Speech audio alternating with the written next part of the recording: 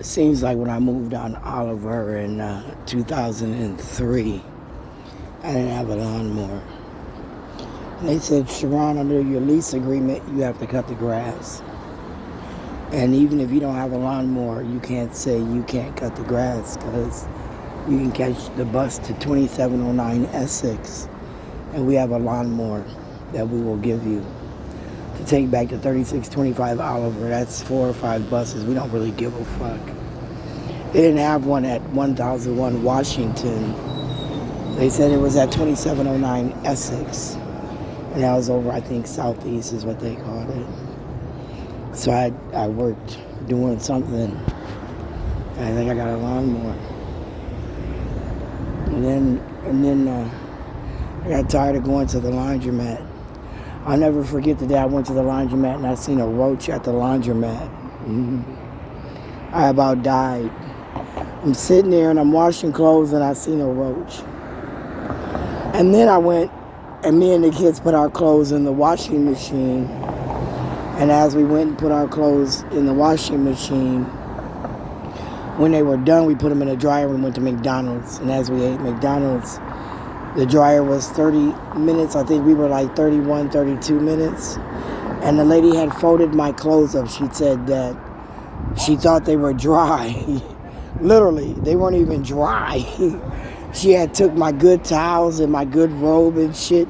This bitch had folded up all my shit. I was blessed with Nichelle Miller, who sold me a washer and a dryer. Because I told her that I was having problems going to the laundromat. Said I was seeing roaches and bitches was folding up my shit. I said, you know, it's funny because I timed the motherfucking McDonald's meal with the dryer. I timed it because I was anal. And I didn't like my shit being in the dryer over there. So I paid close attention. That's how I knew it was 32 minutes.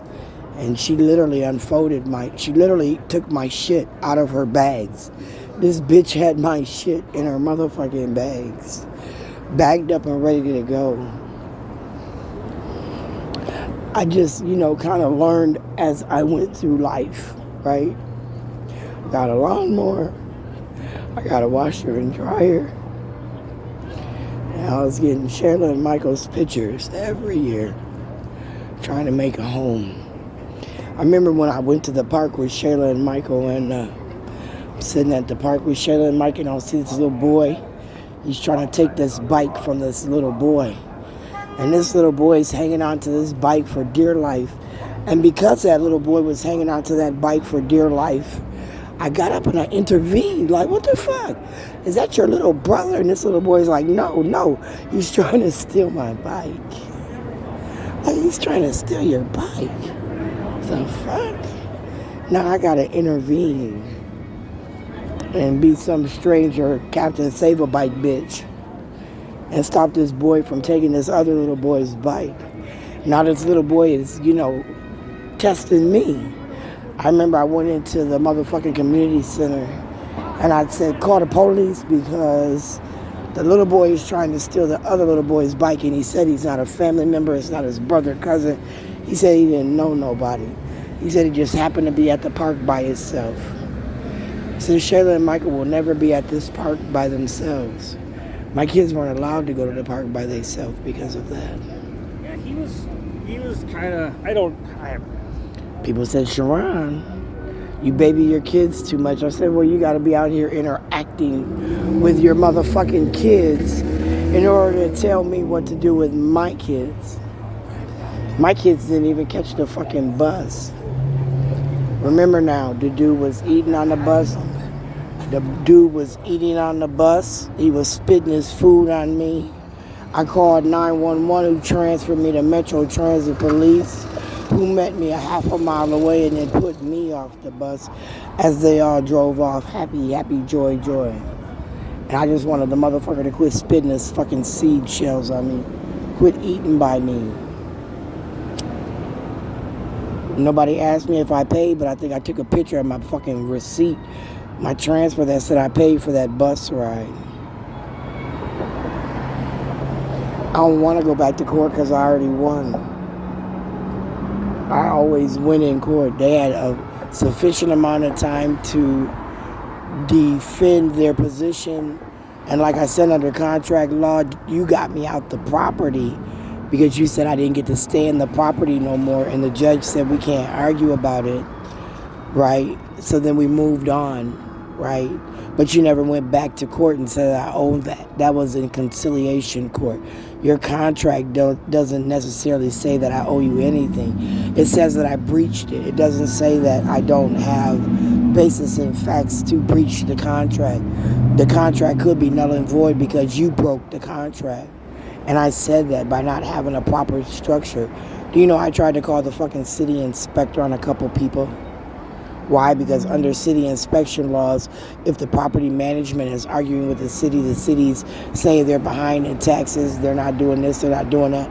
They're claiming rights because it's a lot of black people who, again, they say don't do this, don't do that, ain't got no home training, ain't got this, ain't got that. And again, they're disruptive and we need 1,000 police for the motherfuckers. So therefore we don't have to pay taxes. That's not my fault. That's not my fault because my apartment's flooding. And as my apartment's flooding with toilet water, feces water, you're telling me that I'm not obligated to pay you rent. You're saying I'm supposed to pay you fucking rent. And I'm saying, no, the fuck I'm not.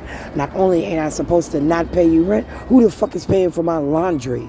You know, because it keeps, flooding my shit. They say, keep your shit off the floor.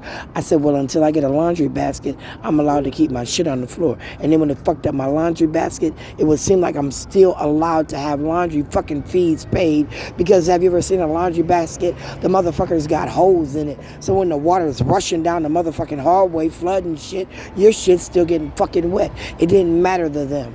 It didn't matter to them. I said, I don't owe them a motherfucking thing. I didn't owe them. Ridgebrook, are you sure? Court costs, are you sure? Did you decline the rent? You can't be a squatter and pay fucking $1,250 and you don't want the fucking money times 3. That's 25, that's 37, that's 38, 38.50. You didn't want $3,850 you didn't fucking want. Again, if you didn't want the money, that's on you. That's on you. That's not on me. I don't owe you a motherfucking thing either. I don't even owe you court costs to decide if I owe you rent because they said I don't owe you rent. Then therefore I don't owe you court costs. Stupid son of bitches. Make me motherfucking sick. Sick. I'm so heartbroken. I'm just beside myself. And then I gotta go to this motherfucker. And the reason I made the video is because, again, I cut the grass. I took care of my house. I shouldn't have to go through a metal detector. I shouldn't have to be searched. I shouldn't have to live in a room with a bitch. And again, it's not my husband. It's not my hoe. I don't want to sleep there. I want to fucking go home. And if I'm not mistaken, I started this motherfucking video off by saying I paid rent. I even paid rent at that motherfucker. Right? I even paid rent at that motherfucker. They wanted $1,000 motherfucking dollars from me. $1,000 motherfucking dollars from me. Really? More than motherfucking 3625 Oliver Avenue North. More than. An embarrassment, man. I want to go home so bad. I ain't even got no home. I gotta go clean up after these motherfuckers. Not my kids, not my man, not my mom. Perfect motherfucking strangers. Do you get group residential housing to clean that motherfucker?